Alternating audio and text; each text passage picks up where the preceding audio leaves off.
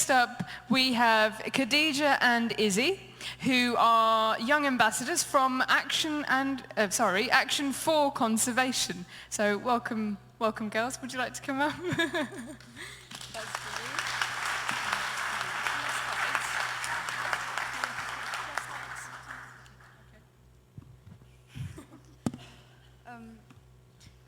Hey, so my name's Izzy, and I was born and raised in Islington.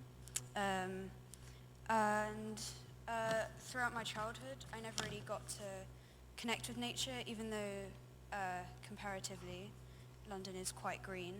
But most of my playgrounds and parks were all concreted over, and I didn't really have that much time to connect with nature. And I think what I want to do is why I'm so invested in the environment, is because I want a nicer place for adults and children alike to sort of live and grow up in. Hi, I'm Khadijah. I've lived in London for most of my life, yet still sort of struggled to connect with nature. But since going to camp last year with Izzy, I've definitely been more involved with environmental issues facing my area. That's why I'm really for the London National City Park. So our question was, what if London was greener? And we think it's an interesting question because it considers what would happen if everyone contributed to helping the environment in little ways, because we believe that small change in a large amount of people is much more beneficial than big change in a small amount of people. London is currently 53% urban and 47% green, yet we still struggle to see it whilst growing up. There are 2,000 brownfield sites in London, and living in a city that is highly populated, most of the land that is available is being used for housing schemes rather than green spaces. Having a highly populated area brings environmental problems such as air pollution, and having no greenery doesn't really help our case. With nowhere for CO2 emissions to go, they end up in our bodies causing cancer and various types of diseases. We believe that a way to combat this is, with London's limited space, being more environmentally conscious when building new buildings. This includes using sustainable materials, but also incorporating greener spaces into buildings themselves, such as green roofs, living walls, etc. And we believe this approach is beneficial for decreasing pollution levels in the city. Green architecture is extremely popular in London, especially at the King's Cross regeneration site.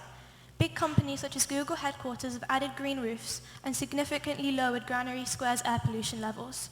As young people, we think this is effective because rather than taking up more space, we're using the space we already have whilst being conscious to our surroundings. We recognise that not everyone will play a part in building new buildings, but we believe that looking after green spaces we have is equally as important. The small contributions people can make, e.g. litter picking, letting their gardens flourish and protecting parks, is just as important to making London a greener and nicer place to live.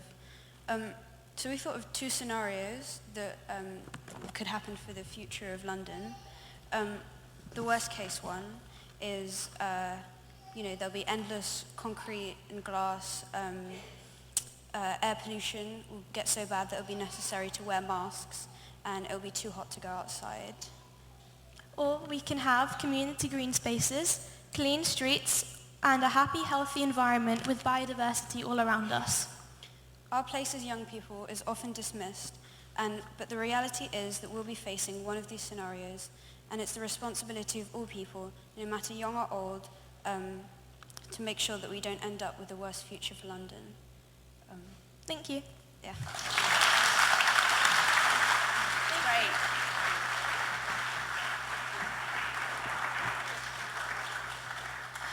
Wow, well, thank you so much to Izzy and Khadijah. That was really inspiring, and thank you. That was a really well-delivered talk. I have a lot of faith in the young people of today. I think they're a lot smarter than some of the older people who've made all the mistakes. So good on you. Well done.